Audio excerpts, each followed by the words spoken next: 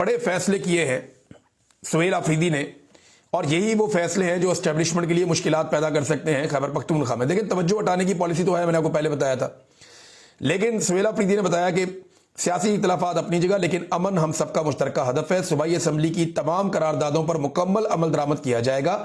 سب سے اہم قرارداد action in aid of civil powers کے خاتمے سے متعلق ہے۔ یہ جو action in aid of civil powers ہے، یہ وہ قانون ہے جس کے تحت خیبر پختونخوا کے اندر فوج ملٹری آپریشنز کرتی ہے۔ یہ قانون ختم ہو جائے تو ملٹری آپریشنز خیبر پختونخوا کے اندر کرنے کا فوج کا جو لیگل کور ہے وہ ختم ہو جائے گا، پھر ان کے پاس وہ امیونٹی یا استثناء وہاں پہ نہیں رہے گا۔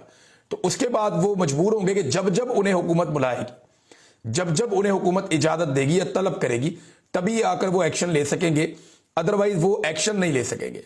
اور انہوں نے کہا کہ یہ اس لیے ختم کریں گے کہ یہ بنیادی انسانی حقوق کے منافی ہے۔ پھر 9 میں ہی ریڈیو پاکستان حملے کی تحقیقات کے لیے انکوائری کمیشن قائم کیا جائے گا اور تمام شواہد CCTV فوٹیج سمیت اس کے اندر جمع کروائے جائیں گے اور کابینہ کو رپورٹ بھی پیش کی جائے گی کمیشن کی جانب سے۔